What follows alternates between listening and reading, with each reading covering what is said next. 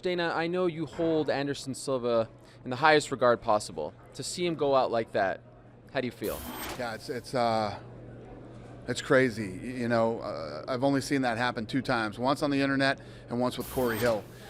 Oh no, 3 times, and once it happened in college basketball last season too.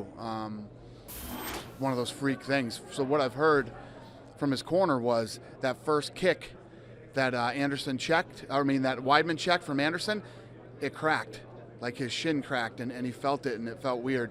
Then he threw that hard leg kick, and his leg broke. Do you have any update on how he's feeling?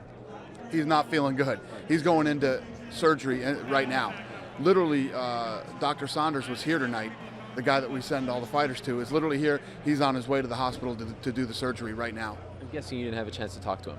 No, I didn't even want to get close to him. Let the medical personnel handle it, and I'll have plenty of time to talk to him. Do you think it's possible, given his age, the injury, this was the last time we saw him inside the octagon? Anything is possible, yeah, both ways. I mean, it's very possible that could be his last fight ever, and it's possible that he's such a talented, guy that he could come back from it. I know you are the biggest fan on top of being the president of the UFC. Does it disappoint you that might be the way he leaves for good? Yeah, it does. It's obviously very disappointing if that's his last fight.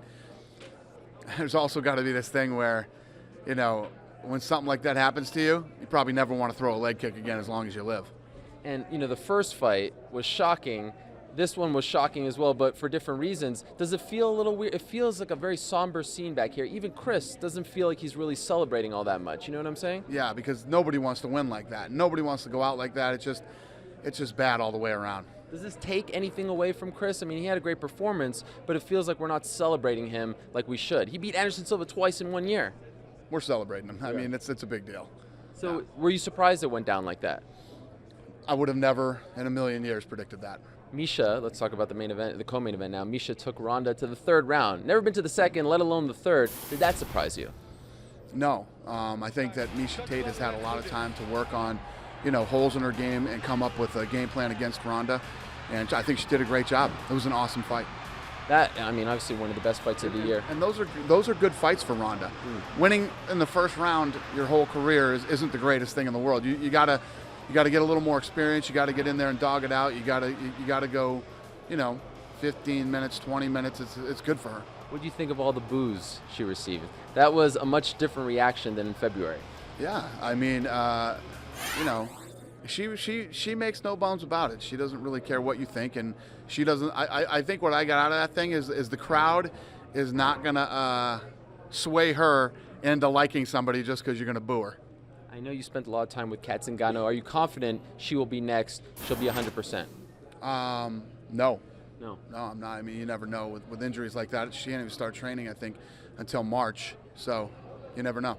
So Ronda only fought twice this year, had a big, gap there because of the Ultimate Fighter. Do you want her to fight more next year? Yeah. No, I want Ronda to stay active, and I'm looking to keep her busy. She's not going to go do movies and leave us like Gina Carano, right? Who knows? I mean, if she got the opportunity to take off and become a movie star, what are you going to do?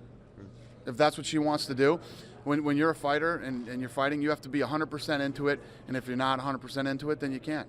Final quick thing, Travis Brown. Wow. I mean, there's only one way to describe it. Him versus Verdum, that's set, #1 contender fight. I'm going to tell you right now, Joe Silva told me. Joe Silva said Travis Brown is the most underrated heavyweight out there. He said, Joe Silva said to me, he will beat Josh Barnett. And I said, wow, that's a bold prediction. But Verdum is next for him, right? Yes. You know when? No. Thank you, Dana. Appreciate it. Thank you.